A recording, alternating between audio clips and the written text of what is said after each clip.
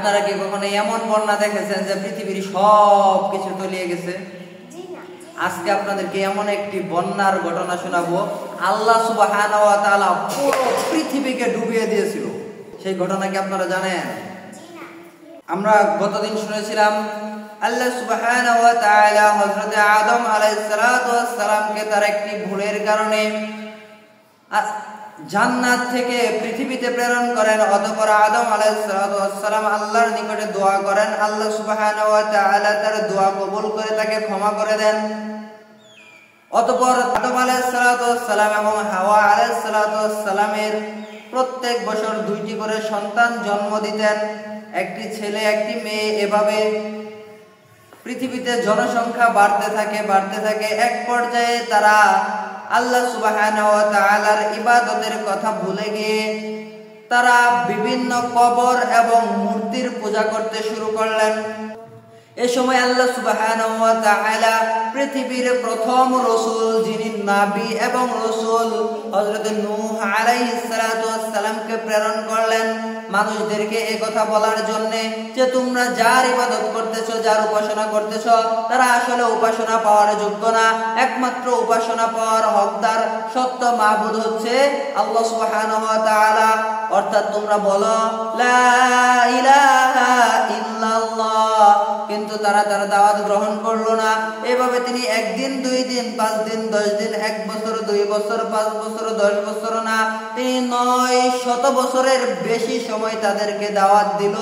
আর এই 900 বছরের বেশি সময়ের দাওয়াতে তারা মাত্র 40 জন পুরুষ এবং নারী তার দাওয়াত কবুল করলো, বাকিরা কবুল করলো না, বাকিরা দাওয়াত গ্রহণ করলো না।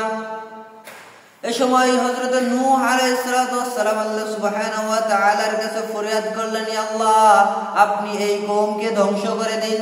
অতঃপর আল্লাহ সুবহানাহু ওয়া তাআলা নূহ আলাইহিস সালামকে বললেন, আপনি একটি বিশাল কিস্তি বানান, নৌকা বানান।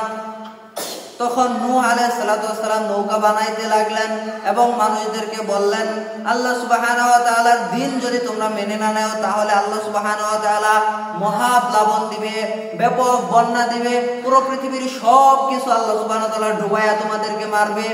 তখন তারা হাসি তামাশা করতে শুরু করলো যে শুকনার মধ্যে নৌকা বানায়, নৌকা তারা চালাবে কোথায়?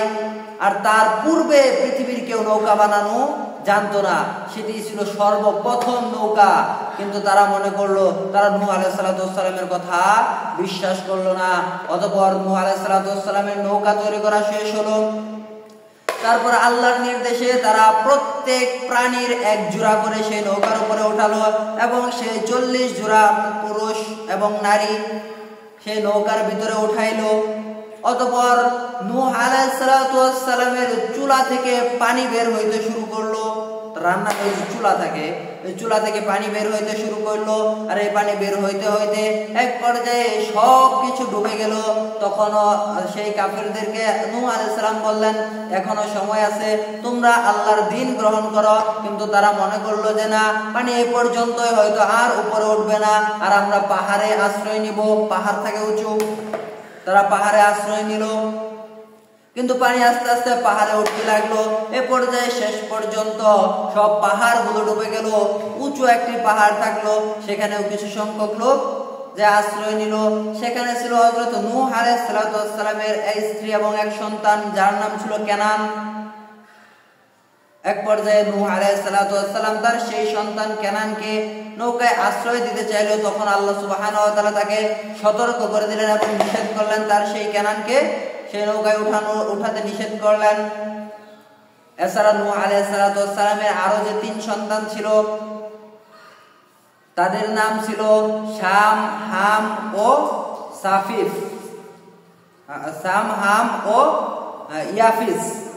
সাম, হাম ও ইয়াফিস, এই 3 সন্তানকে সহ মোট 40 জোড়া মানুষ সেখানে উঠেছিল।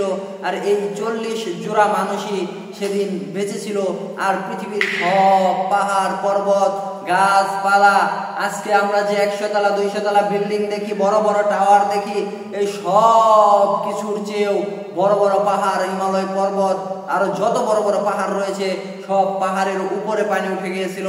আর সেই নৌকার 40 জোড়া মানুষ ব্যতীত আর সকলেই মৃত্যুবরণ করেছিল। আর ওই যে 40 জোড়া মানুষ ছিল তাদের মাঝখানে আমাদের পূর্বপুরুষেরাও ছিল, আমাদের পূর্বপুরুষেরাও সেখানে ছিল। এই জন্য আজকে পৃথিবীতে যত মানুষ আছে তাদের সবাই ওই 40 জোড়া থেকেই সৃষ্টি হয়েছে। সেই 40 জোড়াই তারা ভালো মানুষ ছিল এবং তাদের থেকে আজকে আমরা এ পর্যন্ত এসেছি। তাহলে এখান থেকে আমাদের যে বিষয়টি শিক্ষা নিতে হবে তা হচ্ছে আল্লাহ সুবহানাহু ওয়া তাআলার প্রেরিত রাসূলদের, নবীদের কথা যারা মানবে না তাদের ধ্বংস অনিবার্য।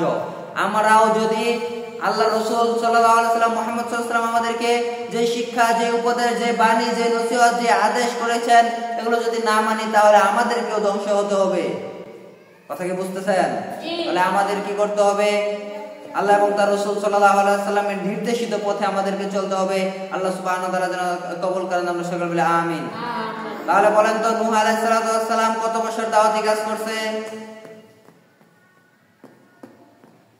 900 বছরের বেশি। তিনি বেঁচে ছিল 950 বছর। আদম আলাইহিস সালাম বেঁচে ছিল 1000 বছর। নূহ আলাইহিস সালাম বেঁচে ছিল 950 বছর। তিনি 900 বছরের বেশি মানুষকে দাওয়াত দিতে, কিন্তু 40 জোড়া মানুষের বেশি তার দাওয়াত গ্রহণ করে নাই।